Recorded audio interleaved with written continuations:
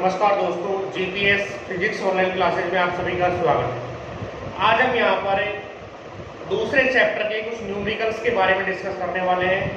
तो हमारा यहाँ पर जो पहला न्यूमेरिकल है उसमें हमको विद्युत फ्लक्स का मान ज्ञात करना है। विद्युत फ्लक्स के बारे में आप पढ़ चुके हो। विद्युत क्षेत्र के अंदर किसी पृष्ठ से या किसी पृष्ठ के लंबवत गुजरने वाली जो बल रेखाएं होती हैं उनकी जो संख्या आती है मित्रों, उसी संख्या को आप विद्युत फ्लक्स कहते हो। अब यहाँ पर अपना जो पहला जो क्वेश्चन है, एक 5 सेंटीमीटर भुजा की वर्गाकार शीट है, यानी अपने पास एक 5 सेंटीमीटर भुजा की वर्गाकार शीट है।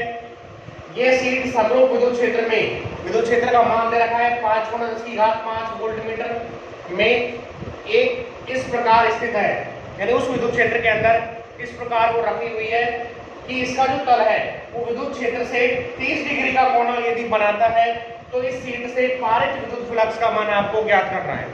मित्रों, सबसे पहले आपको यह समझना है इस क्वेश्चन के अंदर किन किन राशियों के मान आपको दे रखे हैं, यानी सबसे पहले आपको इस क्वेश्चन को ध्यानपूर्वक समझना है। जब भी आप किसी न्यूमेरिकल को करते हो तो सबसे पहले आप उस क्वेश्चन को ध्यानपूर्वक पढ़िए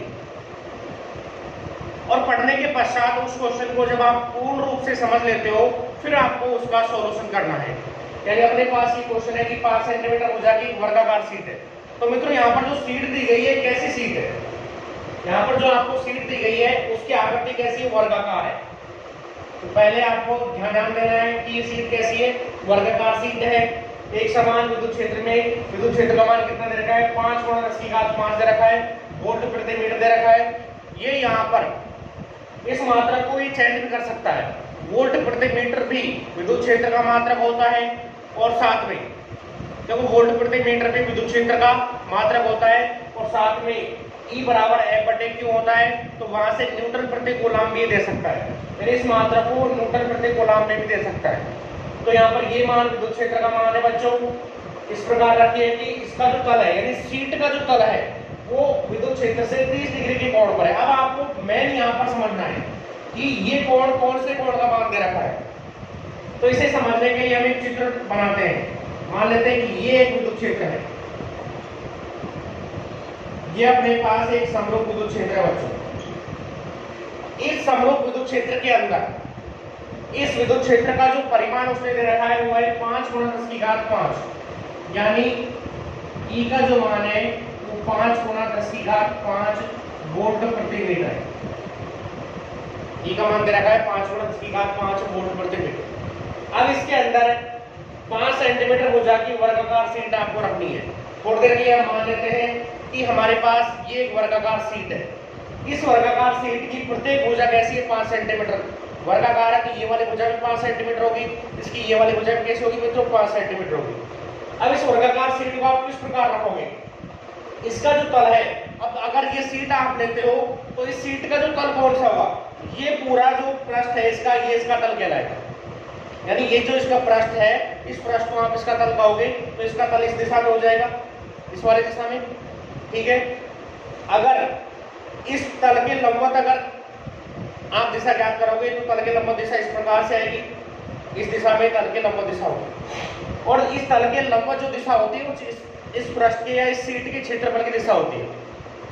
इस शीट के क्षेत्रफल की अगर आप दिशा ज्ञात करोगे तो इस शीट के क्षेत्रफल की जो दिशा होगी, ये दे रखा है आपको, ये पूरा तल दे रखा है, इस तल के लंबवत इस दिशा में इस पृष्ठ के या इस शीट के क्षेत्रफल की दिशा होगी। तो इस शीट को आप इस प्रकार रखोगे, वर्गाकार शीट है, इसको आपने इस विद्युत क्षेत्र के साथ में 30 डिग्री के कोण पर रख दिया, इस प्रकार रख दिया। तो इस शीट के लिए जो क्षेत्रफल सदिश होगा वो इस तल के लंबवत होगा, यानी ये शीट इस विद्युत क्षेत्र में कितना कोण बना रही है बच्चों, 30 डिग्री कोण बना रही है। तो यहाँ पर जो क्षेत्रफल सदिश की दिशा होगी वो इस तल के कैसे होगी, लंबवत, यानी जिधर मार्ग है उस दिशा में होगी। तो इसका जो क्षेत्रफल सदिश होगा वो विद्युत क्षेत्र के साथ कितना कोण बनाएगा, ये आपको यहाँ पर थोड़ा सा समझना है। तो इसके अंदर मैं क्या करता हूँ कि इसके अंदर एक वर्गाकार शीट को रख देता हूँ। मान लेते हैं कि हम यहाँ पर एक वर्गाकार शीट अपने पास है और उस वर्गाकार शीट को इसके अंदर रख देते हैं।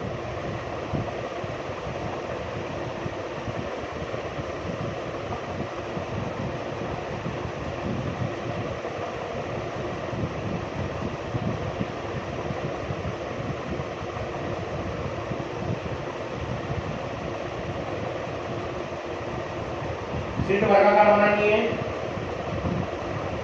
वर्ग की प्रत्येक भुजा कैसी होती है बच्चों? बराबर होती है। तो हमने एक वर्गाकार शीट बना दी।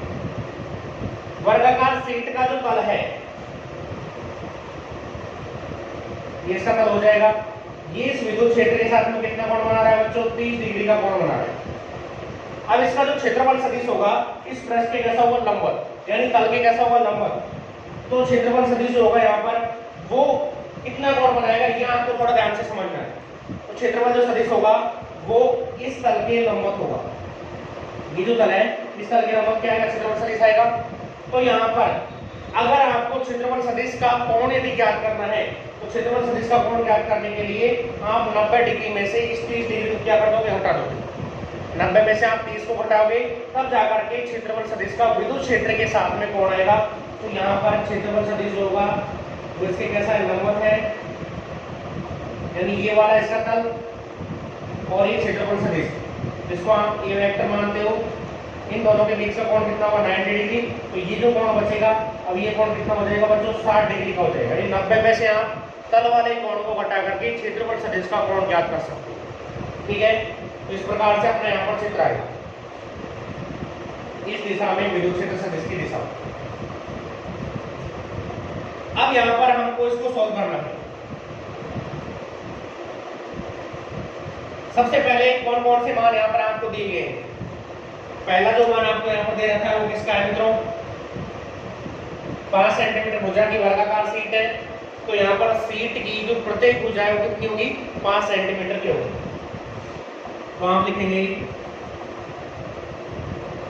वर्गाकार शीट की प्रत्येक भुजा बराबर है 5 सेंटीमीटर। प्रत्येक भुजा का मान दे रखा है 5 सेंटीमीटर। इसके बाद में देखो यहाँ पर जो मान दे रखे हैं उनकी हमको वैल्यू है जो एक ही पद्धति में चाहिए। यानी ये एम के स्पत्ति मान दे रखा है विद्युत क्षेत्र का। यहाँ पर वर्ग की जो भुजा दे रखी है ये सीधी स्पत्ति में रखी है। तो इस सीधी स्पत्ति वाले मान को आप एम के स्पत्ति में बदलोगे, यानी सेंटीमीटर को आपको सबसे पहले मीटर में कन्वर्ट करना है।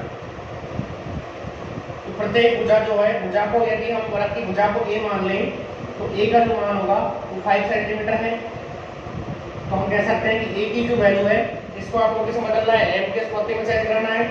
तो एम के स्पत्ति में चेंज करने के लिए इसको 10 की घात -2 से गुणा कर दिया। तो इसका जो मान आएगा वो किस में आ जाएगा भाई? मीटर में। यानी 5 में आप यदि 100 का भाग दे देते हो, 5 सेंटीमीटर में यदि आप 100 का भाग दोगे तो 100 का भाग देने पर 5 सेंटीमीटर किस में बदल जाएगा? मीटर बदल जाएगा। तो हाँ 5 × 10 की घात -2 मीटर इसको लिख सकते हो। ये इसका मान होगा। इससे आगे आगे यदि इसको सॉल्व किया जाए तो और किसका मान दे रखा है? विद्युत क्षेत्र। विद्युत क्षेत्र E बराबर, E का जो मान है वो यहाँ पर दिया हुआ है 5 × 10 की घात 5 वोल्ट प्रति मीटर। अब आपको यहाँ से निर्गत फ्लक्स ज्ञात करना है और फ्लक्स का सूत्र क्या होता है? फाई बराबर E डॉट A, यानी विद्युत क्षेत्र सदिश को यदि क्षेत्रफल सदिश के साथ में अदिश गुणनफल उसका कर दिया जाता है तो फ्लक्स फाई का माना जाता है। इसका मतलब आपको क्षेत्रफल के मान की भी क्या पड़ेगी मित्रों? आवश्यकता पड़ेगी। तो वर्गाकार शीट का आप क्षेत्रफल ज्ञात करोगे। वर्गाकार शीट का क्षेत्रफल आपको ज्ञात करना पड़ेगा। और वर्गाकार शीट का क्षेत्रफल क्या हो जाएगा बच्चों? वर्गाकार शीट का जो क्षेत्रफल होगा, वर्ग का क्षेत्रफल का सूत्र क्या होता है? भुजा स्क्वायर होता है। तो 5 × 10 की घात -2 को क्षेत्रफल A बराबर ये स्मॉल a स्क्वायर हो जाएगा। भुजा को यदि आप a मानते हो तो ये स्क्वायर हो जाएगा। इसका मान हो जाएगा 5 × 10 की घात -2 का होल स्क्वायर। इसको आप सॉल्व करेंगे तो आएगा 25 × 10 की घात -4 मीटर स्क्वायर। ये इस वर्गाकार शीट का क्षेत्रफल आ जाएगा। और यहाँ पर दूसरा एक मान और दे रखा है। वो मान किसका दे रखा है? कि शीट का जो तल है वो विद्युत क्षेत्र से 30 डिग्री का कोण बनाता है। तो शीट का तल अगर विद्युत क्षेत्र से 30 डिग्री का कोण बनाता है तो यहाँ पर क्षेत्रफल सदिश विद्युत क्षेत्र के साथ में कितनी डिग्री कोण बनाएगा? देखो तल और क्षेत्रफल सदिश हमेशा एक दूसरे के लंबवत होते हैं। तल और क्षेत्रफल सदिश हमेशा एक दूसरे कैसे होते हैं बच्चों, लंबवत होते हैं। यानी तल और क्षेत्रफल सदिश के बीच का कुल कोण होता है 90 डिग्री। अब ये तल इस विद्युत क्षेत्र के साथ में 30 डिग्री के कोण पर रखा हुआ है, तो इसका जो क्षेत्रफल सदिश आएगा वो इस तल के लंबवत आएगा। तो यदि यहाँ से विद्युत क्षेत्र सदिश और क्षेत्रफल सदिश के बीच का कोण यदि आप ज्ञात करोगे तो 90 में से तल वाला कोण घटा दोगे, तो 90 में से 30 को घटा करके आप क्षेत्रफल सदिश का विद्युत क्षेत्र सदिश के साथ जो कोण होगा वो कितना प्राप्त हो जाएगा, आपको 60 डिग्री प्राप्त हो जाएगा। यानी यहाँ पर एक जो मान दिया हुआ वो क्या है, तल का विद्युत क्षेत्र में कोण बराबर दे रखा है 30 डिग्री। अब आपको क्षेत्रफल सदिश का विद्युत क्षेत्र में कोण ज्ञात करना है, तो क्षेत्रफल सदिश का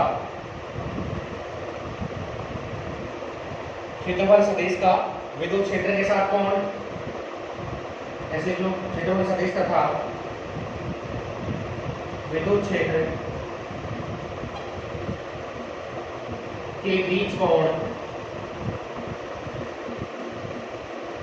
थीटा का यदि आप मान ज्ञात करते हो तो थीटा बराबर हो जाएगा 90 में से आप इस 30 को हटा दोगे, 90 डिग्री माइनस 30 डिग्री बराबर आ जाएगा मित्रों 60 डिग्री।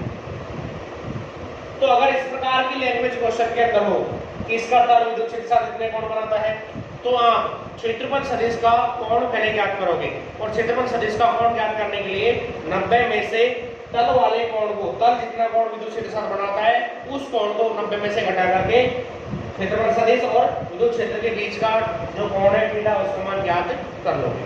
तो इस प्रकार से आपको पहले थीटा का मान ज्ञात करना है। विद्युत फ्लक्स अगर ज्ञात करना है तो विद्युत फ्लक्स क्या होता है मित्रों, विद्युत फ्लक्स फाई बराबर होता है E vector dot A vector. इसको यदि दोनों को डॉट प्रोडक्ट किया जाए तो क्या आ जाएगा, ई ए cos थीटा, यानी इसका मान ई ए cos थीटा आ जाएगा। इसकी जो वैल्यू होगी कितनी प्राप्त हो जाएगी मित्रों, ई ए cos थीटा आपको प्राप्त हो जाएगा। ई का मान आपको दिया हुआ है, क्षेत्रफल का आप मान ज्ञात कर चुके हो, थीटा का मान आपके पास है। इन तीनों मानों को रख करके यहाँ से आप निर्गत फ्लक्स का मान ज्ञात कर सकते हो। तो फाई बराबर ई का मान है 5 गुणा 10 की घात 5 गुणा क्षेत्रफल का मान कितना है 25 गुणा 10 की घात -4, ये मान आपने रखा 25 गुणा 10 की घात -4 रखा। इसके बाद में आपको cos आ जाएगा और cos 60 डिग्री आ जाएगा। थीटा का मान कितना है 60 डिग्री है, तो cos 60 आप लिख दोगे। अब यहाँ पर आपको cos 60 की जो वैल्यू रखनी है और cos 60 का जो मान होता है मित्रों वो कितना होता है, cos 60 का मान 1/2 होता है। cos 60 का जो मान होता है वो कितना होता है बच्चों, 1/2 होता है। ठीक है, तो cos 60 की वैल्यू यहाँ पुट करोगे तो फाई बराबर 25 को आप 5 से गुणा करो, कितना हो गया, 25 को 5 से गुणा करेंगे तो क्या आएगा 125, 10 की घात 4 यहाँ पर है, ये माइनस की घात है, ये प्लस की है, तो यहाँ से 5 में से 4 प्लस की घात कैंसिल हो जाएगी, क्या बचेगी 10 बच जाएगा, केवल गुणा cos 60 की वैल्यू है 1/2। 2 को आप 10 में भाग दोगे कितनी बार जाएगा, 2 को आप 10 में भाग दोगे 5 बार जाएगा, तो ये आ जाएगा 125 × 5, यानी फ्लक्स का मान आपको ये प्राप्त हो जाएगा। यहाँ पर आप साइड में लिख देना cos 60 डिग्री बराबर होता है 1/2, यानी cos 60 का मान आपने यहाँ पर 1/2 रखा, तो 125 को 5 से गुणा कर दो, जो मान आपको प्राप्त होगा वही यहाँ से पारित फ्लक्स या फिर निर्गत फ्लक्स होगा।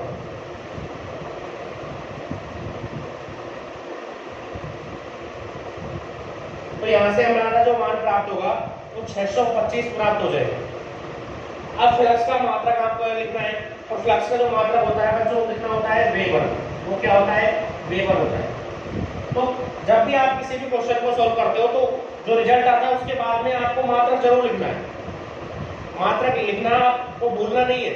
जो भी आप रिजल्ट प्राप्त करते हो तो जो भी आपका परिणाम आता है उस परिणाम के बाद में आपको उसका रिजल्ट जो आता है उस फाई की जो वैल्यू आपको 625 प्राप्त हुई इसका मात्रक आपको यहाँ पर लिखना है। ठीक है, तो अपना जो पहला क्वेश्चन था आज का, एक 5 सेंटीमीटर भुजा की वर्गाकार शीट समरूप विद्युत क्षेत्र के अंदर अगर रखी हुई है तो उस पर लगने वाला या उससे पारित जो फ्लक्स था उस फ्लक्स का मान 625 वेबर हमको यहाँ से प्राप्त हो जाता है। अब आप इसे नोट कीजिए, फिर इसके बाद मैं नेक्स्ट क्वेश्चन कराता हूँ।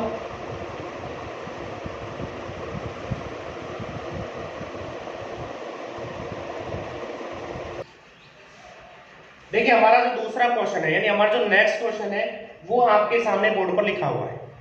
एक 4 सेंटीमीटर त्रिज्या की वर्गाकार प्लेट है, एक समान विद्युत क्षेत्र का मान दे रखा है बच्चों 6 × 10⁸ न्यूटन प्रति कूलम में इस प्रकार रखी हुई है, इस प्रकार स्थित है कि इसका जो क्षेत्रफल सदिश है। अब आपको यहाँ पर ध्यान देना है, ये क्वेश्चन आपको पिछले क्वेश्चन जैसा ही लगेगा, लेकिन थोड़ा सा इसमें अंतर है। पिछले क्वेश्चन के अंदर कुछ अलग दिया हुआ था, यहाँ पर इस क्षेत्रफल सदिश के स्थान पर पिछले क्वेश्चन में तल दे रखा था कि उस सीट का तल, लेकिन यहाँ पर डायरेक्ट दे रखा है कि इसका क्षेत्रफल सदिश विद्युत क्षेत्र से 30 डिग्री का कोण बनाता है। मान पिछले क्वेश्चन में भी 30 डिग्री था, लेकिन यहां पर भी मान 30 डिग्री है, लेकिन क्वेश्चन को करने में थोड़ा सा डिफरेंस होगा और इसका जो रिजल्ट आएगा वो भी अलग आएगा। तो आपको सबसे पहले क्वेश्चन को ध्यानपूर्वक समझना है, फिर उसके बाद में उसको सॉल्व करना है। यानी इस क्वेश्चन के अंदर जो डायरेक्ट मान आपको दिया हुआ है वो क्षेत्रफल सदिश के लिए कोण का मान दे रखा है। क्षेत्रफल सदिश विद्युत क्षेत्र से 30 डिग्री का कोण यदि बनाता है तो निर्गत विद्युत फ्लक्स का मान आपको मित्रों ज्ञात करना है। तो सबसे पहले आपको ये समझना है कि यहाँ पर क्षेत्रफल जो सदिश होगा वो कितने कोण पर है, तो आपका जो चित्र होगा वो किस प्रकार आएगा वो देखिए। सबसे पहले आपने ये एक समान विद्युत क्षेत्र बनाया,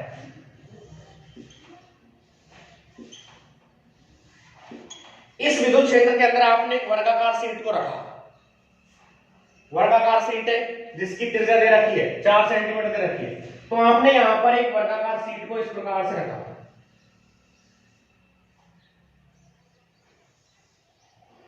यह आपकी एक वर्गाकार शीट है, इस वर्गाकार शीट को आपने इस प्रकार से यहां पर रखा है कि शीट का जो क्षेत्रफल सदिश है वो इस विद्युत क्षेत्र के साथ में 30 डिग्री का कोण बनाता है।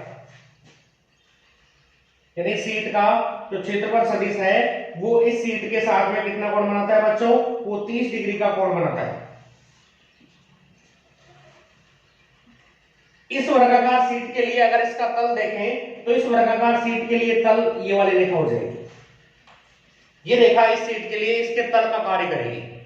अब जो क्षेत्रफल सदिश जो होता है वो तल के कैसा होता है बच्चों, लंबवत होता है। तो जो क्षेत्रफल सदिश होगा इस तल के कैसा हो जाएगा, लंबवत। तो क्षेत्रफल सदिश की दिशा ये होगी, और ये क्षेत्रफल सदिश, ये जो क्षेत्रफल सदिश है डी वेक्टर, ये यहां पर कितना कोण बना रहा है विद्युत क्षेत्र के साथ में, ये विद्युत क्षेत्र है ई वेक्टर, और ये ब्लैक जो रेखा हमने खींची है ये क्या है, डी ए वेक्टर, ये है ए वेक्टर। ए वेक्टर इस विद्युत क्षेत्र के साथ में जो कोण बना रहा है वो डायरेक्ट दिया हुआ है, कितना डिग्री है, 30 डिग्री का कोण है। तो अब थीटा का जो मान होगा यहाँ पर 30 डिग्री आएगा। चित्र में आपको ध्यान समझना है थीटा कहां लिखा हुआ है, ये विद्युत क्षेत्र सदिश है और एक क्षेत्रफल सदिश है, इन दोनों के बीच का जो कोण है वो यहाँ पर 30 डिग्री यहाँ लिखा गया है, जबकि पहले हमने इस रेखा के और इस विद्युत क्षेत्र के बीच में 30 डिग्री लिखा था पिछले क्वेश्चन में। अब इस क्वेश्चन में क्षेत्रफल सदिश डायरेक्ट विद्युत क्षेत्र के साथ 30 डिग्री का कोण बना रहा है, तो थीटा की वैल्यू कितनी हो जाएगी बच्चों, 30 डिग्री हो जाएगी। यहाँ पर थीटा का मान आपको चेंज करने की आवश्यकता नहीं होगी। तो जब भी आप इसको सोल्व करोगे क्या लिखोगे, क्या क्या मान दे रखे हैं, यानी जो मान हमको दिए हुए हैं गिवन, क्या मान दे रखे हैं, वर्गाकार प्लेट की त्रिज्या, वर्गाकार प्लेट की त्रिज्या आर बराबर कितना दे रखा है बच्चों, 4 सेंटीमीटर दे रखा है। अब यहां पर आप ये जो 4 सेंटीमीटर त्रिज्या का जो मान है इसको आप मीटर में बदलोगे। इसको अगर यदि आपको मीटर में बदलना है तो आर का मान क्या आ जाएगा, 4 गुणा 4 में आप किसका भाग दोगे, 100 का भाग दोगे, क्योंकि 1 मीटर के अंदर 100 सेंटीमीटर होते हैं।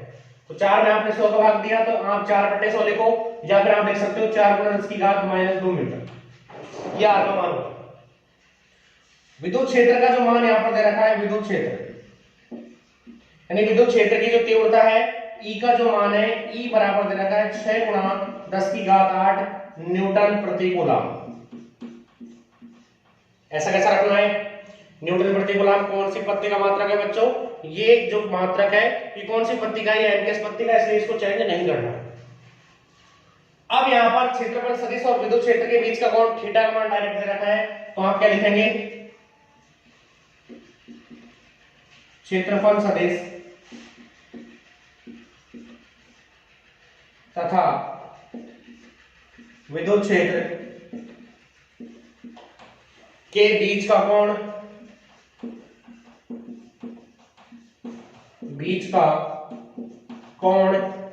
थीटा बराबर है यहाँ पर 30 डिग्री। चेंज करने की आवश्यकता नहीं है, डायरेक्ट मान दे रखा है तो 30 ही रहेगा।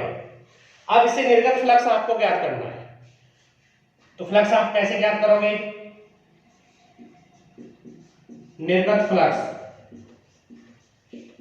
फ्लक्स का सूत्र क्या होता है? फाई बराबर ई डॉट ए होता है। यह सूत्र आपको यूज लेना है। इससे पहले आप यदि इसका क्षेत्रफल ज्ञात करना चाहो तो क्षेत्रफल आप ज्ञात कर सकते हो। वर्गाकार जो प्लेट होती है उसका जो क्षेत्रफल होता है उसका सूत्र होता है पाई आर स्क्वायर। तो इससे पहले आप यहां पर बीच में इसका क्षेत्रफल और ज्ञात कर लेना। वर्गाकार प्लेट का क्षेत्रफल, इसका जो क्षेत्रफल होगा ए बराबर, सूत्र क्या होता है? वर्ग के क्षेत्रफल का पाई आर स्क्वायर होता है।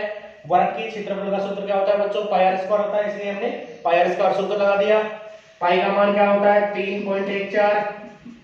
आर का मान है 4 गुणा 10 की घात -2, इसका वर्ग करोगे 4 गुणा 10 की घात -2 का होल स्क्वायर। तो ये जो मान होगा वो आ जाएगा 3.14 गुणा 4 को गुणा किया 16 आ गया और 10 की घात -4 आ गया। इसका जो मात्रक आ जाएगा वो आ जाएगा मीटर स्क्वायर, यानी क्षेत्रफल का मान ये आपको प्राप्त हो जाएगा। इसको बाद में आप सॉल्व कर रहे हैं। अब यदि आप निर्गत फ्लक्स ज्ञात करते हो, निर्गत फ्लक्स फाई बराबर होता है E vector dot A vector. इसको जब सॉल्व करते हैं तो क्या आता है बच्चों? ई ए cos थीटा। थीटा का मान आपको 30 डिग्री दे रखा है, ए का मान आपको ये मान दे रखा है, या आपने जो अभी ज्ञात किया है, और ए का मान 6 गुणा 10 की घात 8 दे रखा है। सब मानों को यहां पर पुट कर दो, यानी इन सब मानों को यहां पर रखने के बाद में आपको फ्लक्स का जो मान होगा वो आपको यहां से प्राप्त हो जाएगा। तो फ्लक्स फाई बराबर ई का मान है 6 गुणा 10 की घात 8, क्षेत्रफल का मान है 3.14 गुणा 16 इंटू 10 की घात -4 और साथ में आ जाएगा cos 30 डिग्री। साथ में आ जाएगा cos 30 डिग्री। cos 30 का मान यदि आप देखें तो आपको टेबल के अंदर साइन cos के जो मान है ये तो आपको याद होने चाहिए। देखो आपको यदि फिजिक्स और गणित यदि पढ़नी है तो आपको 0 डिग्री से लेकर के 180 डिग्री तक के जो मान है साइन और cos, इन दोनों के तो आपको वैल्यूज जो है वो बिल्कुल आपको निश्चित ही याद होनी चाहिए। तो आपको याद रखनी है cos 30 का जो मान होता है वो कितना होता है? तो 16 को अगर 6 से गुणा करेंगे कितना आएगा? 16 को आप 6 से गुणा करो,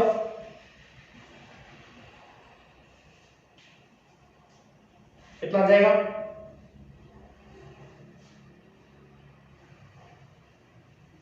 96 आ जाएगा गुणा 3.14 गुणा, देखो यहाँ पर 10 की घात -4 है, यहाँ पर प्लस की 8 है, 8 में से 4 घटा दो कितनी बचेगी? 10 की घात 4। और cos 30 का जो मान आता है वो मान कितना होता है बच्चों? √3/2। cos 30 का अगर मान रखें तो √3/2 आपको रखना है। 96 में आप 2 का भाग दे दो, जो मान बचेगा उस मान को आप 3.14 और √3 से गुणा करके लिख दो। फ्लक्स की जो वैल्यू होगी वो आपको ऐसे प्राप्त हो जाएगी। इसको आप सॉल्व कर लेना। पाई बराबर 96 में आप जैसे ही 2 का भाग देंगे कितना आ जाएगा? कितना आएगा? 48। 3.14 गुणा √3 गुणा 10 की घात 4, ये मान आपको प्राप्त हो जाएगा। इसका मात्रक जब आप लिखोगे, इसका जब आप मात्रक लिखोगे तो इसका जो मात्रक होगा बच्चों क्या प्राप्त होगा? फाई का मात्रक क्या होता है? वेबर। तो ये वाली वैल्यू आपको यहां से क्वेश्चन को सॉल्व करने पर प्राप्त हो जाएगी। 48 को आप 3.14 से गुणा करो, साथ में यदि इसको आप आगे सॉल्व करना चाहते हो तो √3 का जो मान होता है 1.732 या 31 के आसपास होता है। तो उस वैल्यू को आप रख करके इसको सोल्व कर सकते हो।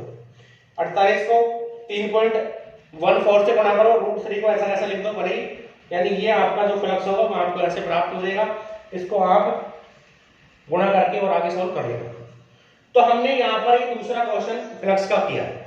दोनों क्वेश्चनों में जो माइनर अंतर है, थोड़ा सा अंतर है केवल कि यहाँ पर तो डायरेक्ट थीटा का मान दे रखा है 30 डिग्री है, जबकि वहां पर थीटा का मान हमको लास्ट क्वेश्चन में जो हमको वो ज्ञात करना पड़ता है। लास्ट वाले क्वेश्चन में हमको क्या करना पड़ता है, जो वैल्यू है वो ज्ञात करनी पड़ती है। तो आप इसे नोट कीजिए, इसको आप थोड़ा सा और आगे सॉल्व कर लेना, फिर मैं नेक्स्ट क्वेश्चन और कराता हूँ।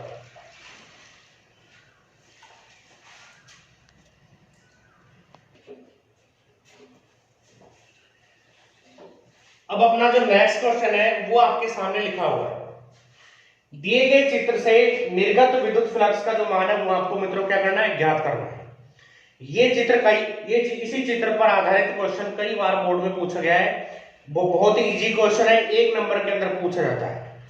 ये आपको एक निकाय दे रखा है या फिर आपको एक पिंड दे रखा है। इस पिंड के अंदर अलग अलग क्या है मित्रों, अलग अलग यहाँ पर आवेश रखे हुए हैं, या फिर आप कह सकते हो कि ये आपको एक गाउसी पृष्ठ दे रखा है और इस गाउसी पृष्ठ के अंदर एक 4 माइक्रोकूलम का आवेश रखा हुआ है, एक यहाँ पर -2 माइक्रोकूलम का आवेश रखा हुआ है, यहाँ पर ये 7 माइक्रोकूलम का आवेश रखा हुआ है, यहाँ पर -3 माइक्रोकूलम का आवेश रखा हुआ है और यहाँ पर 6 माइक्रोकूलम का आवेश रखा हुआ है। तो जब भी आपको इस प्रकार की आकृति दे करके विद्युत फ्लक्स का मान यदि पूछता है तो ऐसे क्वेश्चनों में आपको गाउस का नियम लगाना है। तो सबसे पहले आपको यह पता होना चाहिए कि किस प्रकार के क्वेश्चन के अंदर गाउस का नियम लगता है और किस प्रकार के क्वेश्चन में फ्लक्स ज्ञात करने के लिए हम फ्लक्स की परिभाषा का उपयोग करते हैं। पिछले दोनों क्वेश्चनों में हमने फ्लक्स की परिभाषा से उत्पन्न जो सूत्र होता है फाई बराबर E cos थीटा उसका उपयोग किया था। अब यहाँ पर हम मान तो विद्युत फ्लक्स का ही ज्ञात कर रहे हैं, लेकिन यहाँ पर गाउस के नियम का उपयोग करना पड़ेगा हमको, क्योंकि यहाँ पर आवेशों के मान आपको दिए हुए हैं। तो सबसे पहले आप क्या करोगे,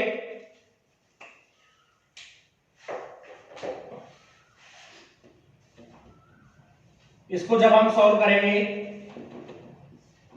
तो ये सॉल्व किससे होगा बच्चों, ये गाउस के नियम से सॉल्व होगा, क्योंकि आवेशों के मान यहां पर दिए हुए हैं। तो आप क्या लिखोगे, गाउस के नियम से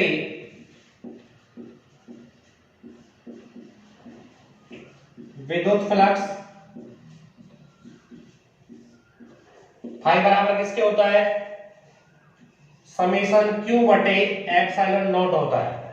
ये गाउस के नियम से फ्लक्स का क्या बच्चों सूत्र है, इसको आप पहले पढ़ चुके हो। गाउस के नियम के बारे में अपन ने कई टॉपिकों के अंदर पढ़ा है। अब यहाँ पर ये समेशन जो Q है इसका मान आपको इस आकृति के आधार पर ज्ञात करना है, जबकि जो एप्सिलॉन नॉट होता है इसका मान वो क्वेश्चन के अंदर दे भी सकता है और वो नहीं भी दे सकता है। यानी एप्सिलॉन नॉट का मान आपको, ये निर्वात की जो विद्युतशीलता है इसकी वैल्यू आपको याद होनी चाहिए। तो सबसे पहले आप क्या ज्ञात करोगे, समेशन Q। तो समेशन Q बराबर, यानी समेशन Q का मतलब क्या है, ये आवेशों का बीजगणितीय योग है। तो यहाँ जितने भी आवेश दिए हुए हैं उन सभी का आप कैसा करोगे, बीजगणितीय योग करोगे, जिससे आपको सिग्मा Q का या समेशन Q की वैल्यू आपको प्राप्त हो जाएगी। तो इन सभी आवेशों को आप जोड़ दो और जोड़ करके सिग्मा Q या समेशन Q का मान आप ज्ञात कर सकते हो। पहला आवेश कौन सा है, 4 माइक्रोकूलम है, ठीक है। दूसरा आवेश कौन सा है, पहला आवेश ये है, दूसरा ये है -2 माइक्रोकूलम, तीसरा आवेश है 7 माइक्रोकूलम, चौथा आवेश है -3 माइक्रोकूलम और पांचवा आवेश है 6 माइक्रोकूलम। इन सब आवेशों को क्या करोगे, आप जोड़ोगे। आवेश के साथ में जो माइनस का चिन्ह अगर दे रखा है तो उस चिन्ह को आप ऐसा कैसे रखोगे, तो ये हो गया 4 माइक्रोकूलम, ये माइनस यहां जाएगा तो 2 microcoulomb plus 7 microcoulomb -3 microcoulomb plus 6 microcoulomb. इस प्रकार की जो संख्या है वो आपको यहाँ पर प्राप्त हो जाएगी। अब प्लस प्लस वाले कितने हैं, 4 प्लस का है, 7 प्लस का है और 6 प्लस का है। प्लस प्लस वालों को एक साथ जोड़ लो, 4 7 में 4 जोड़ेंगे 11 आएगा, 11 में 6 जोड़ेंगे कितना आएगा बच्चों, 17। तो 17 माइक्रोकूलम तो अपने हो गए प्लस के, और माइनस के कितने, 3 माइनस का है, 2 माइनस का है, 3 और 2 कितने हो जाएंगे 5, और 5 माइक्रोकूलम यहाँ पर अपने कैसे हो गए, माइनस के हो गए। 17 में से आप 5 घटाओगे कितना बचेगा, यहां पर ये 12 माइक्रो कूलम बच जाएगा। अब आपको यहां से इस माइक्रो को भी हटाना है। माइक्रो, 1 माइक्रोमीटर के अंदर कितने मीटर होते हैं, 1 माइक्रो के अंदर 10 की घात -6 मीटर होते हैं। तो 1 माइक्रो कूलम में 10 की घात -6 कूलम होंगे। तो माइक्रो को हटाओगे तो यहां से आप 10 की घात -6 का इसमें और गुणा कर दोगे, तो ये समेशन क्यू का मान है। तो सिग्मा क्यू का जो मान आएगा वो 12 गुणा 10 की घात -6 कूलम प्राप्त हो जाएगा। तो सबसे पहले आपने यहाँ पर समेशन क्यू की वैल्यू प्राप्त की, फिर आप यहाँ पर इस समेशन क्यू का जो मान होगा उसे आप यहाँ पर रखोगे, और साथ में एप्सिलॉन नॉट जो होता है इसका मान आपको याद होना चाहिए 8.85 गुणा 10 की घात -12 होता है। तो उस मान को आप यहाँ रखोगे और दोनों के मान रख करके फ्लक्स की वैल्यू आप ज्ञात कर लोगे।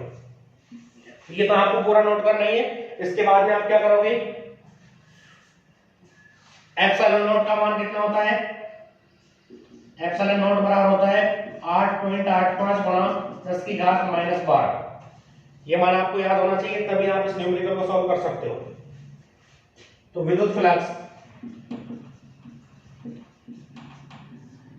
फाई बराबर समेशन क्यू का मान कितना है 12 गुणा 10 की घात -6, इसके बटे में क्या आएगा, बटे में एप्सिलॉन नॉट का ये वाला मान आप रखोगे, तो इसके बटे में आपने रख दिया 8.85 गुणा 10 की घात -12। अब यहाँ पर 10 की घात -12 नीचे है, इस -12 को आप ऊपर अगर अंश में ले जाते हो तो ये 10 की घात +12 हो जाएगी। तो फाई बराबर 12 गुणा 10 की घात -6 इंटू, ये जब ऊपर जाएगी तो कैसी हो जाएगी बच्चों, प्लस की हो जाएगी। तो 10 की घात ये 12 प्लस की आ गई, बटे में क्या आ जाएगा 8.85 आ जाएगा। 12 घात या प्लस की 6 माइनस की, तो 12 में से आप 6 घटाओगे कितनी बचेगी, 6 घात बच जाएगी। तो फाई बराबर 12 गुणा 10 की घात -6 प्लस की बचेगी, 12 प्लस की, 12 में से आप माइनस की 6 घटाओगे तो प्लस की 6 बच जाएगी। तो 12 गुणा 10 की घात 6 बटे में क्या बच जाएगा आपके 8.85।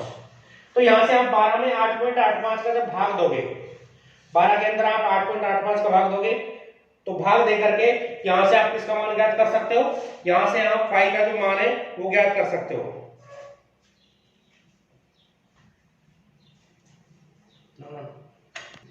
तो यहां से आपको 12 में 8.85 का जब आप भाग दोगे तो भाग देने पर 1.35 के आसपास जो मान होगा वो आपको यहाँ पर प्राप्त हो जाएगा। तो फ्लक्स का मान जो है वो 1.35 गुणा 10 की घात 6 आपको यहाँ से प्राप्त हो जाएगा। लास्ट में इसका आपको यहाँ पर मात्रक लिखना है, और इसका मात्रक क्या होता है, वेबर होता है। तो जब भी आपने यहाँ पर फ्लक्स का मान ज्ञात किया वो आपको 1.35 गुणा 10 की घात 6 प्राप्त हुआ। और यहाँ पर सबसे मेन जो बात है वो मात्रक लिखना आपको नहीं भूलना है। प्रत्येक क्वेश्चन में जब भी आप क्वेश्चन को सॉल्व करते हो तो मात्रक आपको अवश्य लिखना है। तो इस प्रकार से हम ऐसे क्वेश्चनों को सॉल्व कर सकते हैं।